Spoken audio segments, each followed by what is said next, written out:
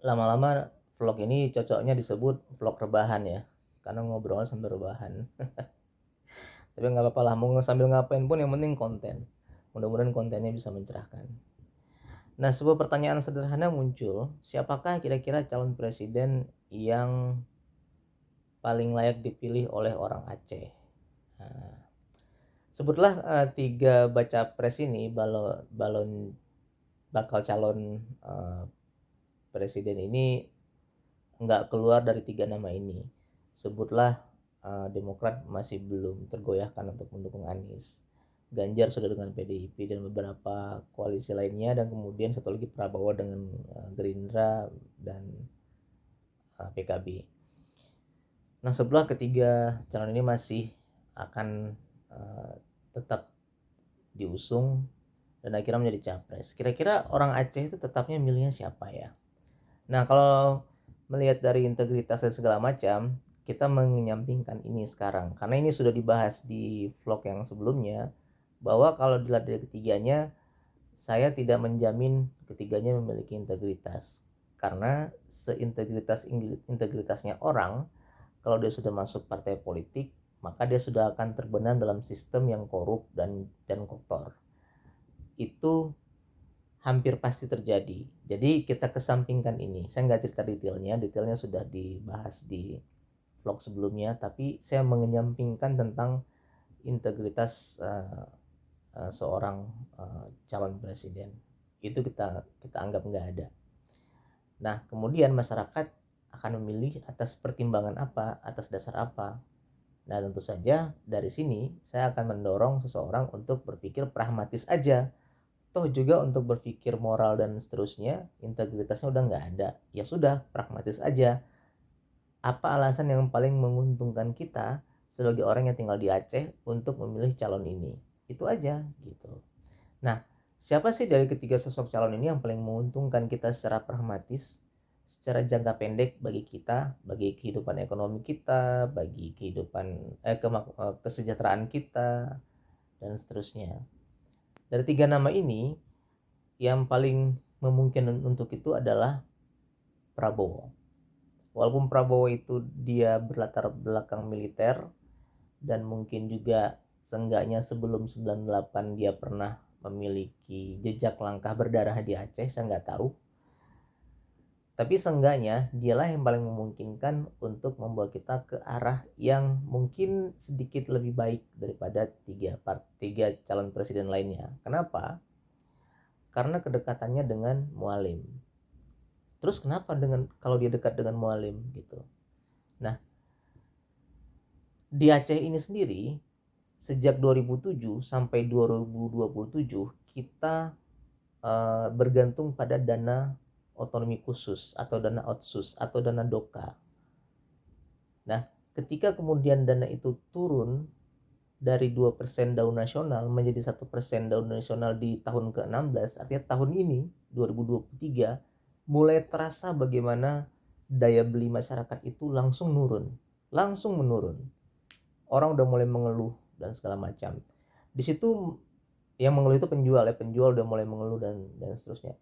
Nah, di sini itu jelas terang benderang menunjukkan bahwa kita orang Aceh itu sangat bergantung dengan eh, pemerintah gitu. Sangat bergantung dengan dana pemerintah, baik itu APBA, APBK dan seterusnya, termasuk dengan dana ini. Kenapa? Itu balik lagi bagaimana kita sendiri gitu. Bagaimana kita nggak welcome dengan investasi yang masuk gitu, dipersulit. Kita nggak bisa terbuka karena terganjal dengan beberapa kekhususan salah satu syariat. Kalau udah syariat bioskop nggak boleh, dan lainnya nggak boleh. Jadi banyak hal yang terhambat karena itu. Dan akhirnya kita nggak bisa bergantung dari sektor swasta, nggak bisa mandiri. Kita bergantung dengan pemerintah. Akhirnya kita akan tetap butuh dana ini sampai kapanpun. Dan kita nggak sendirian yang akhirnya gagal mengelola dana otsus yang mungkin dikorupsi dan segala macam. Papua juga begitu. Tetap aja Aceh dan Papua itu masuk 5 besar, 110 besar daerah termiskin. Artinya nggak cuma kita, 2 daerah yang dapat dana otsus termasuk Papua juga nggak berhasil.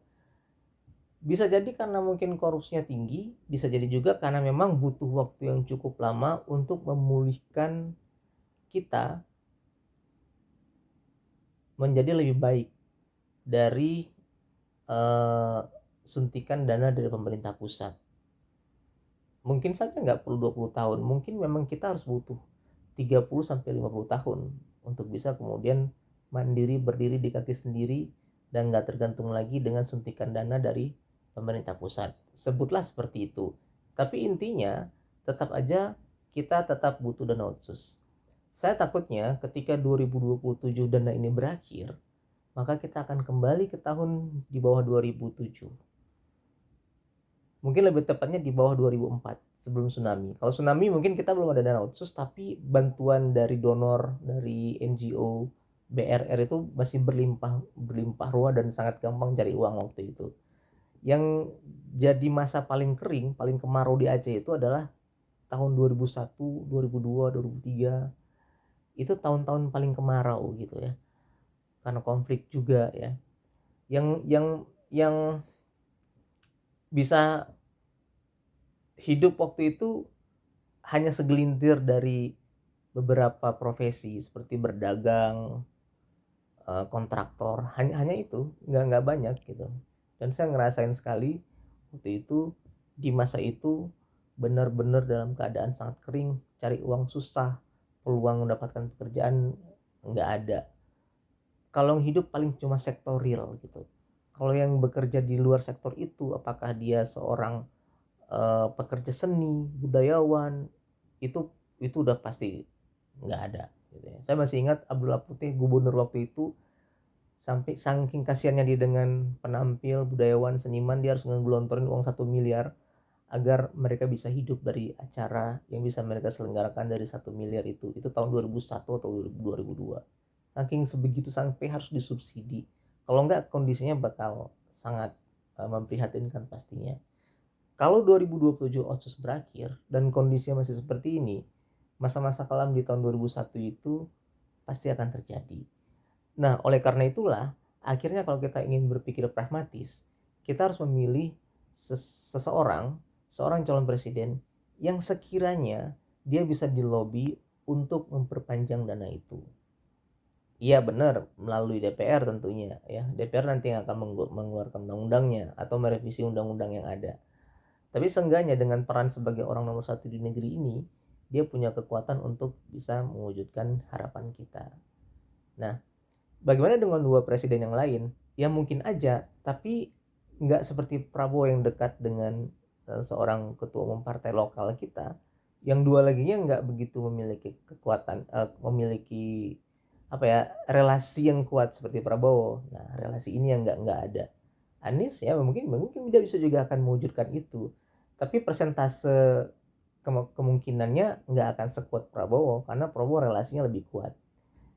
Satu lagi Ganjar, mungkin juga dia bisa, tapi sekali lagi relasinya juga nggak begitu kuat, dan mungkin Ganjar pun bisa jadi di atas kertas nggak akan terpilih banyak di Aceh karena latar belakang partai politik yang mendukungnya.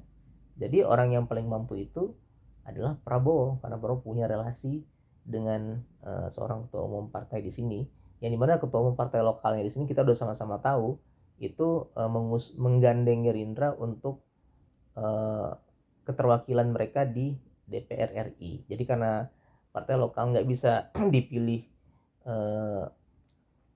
keterwakilannya di pusat, hanya bisa di kabupaten, kota, dan provinsi, maka ia menggandeng Gerindra untuk mewakilkan partai Aceh, partai yang diketuai oleh Mualim,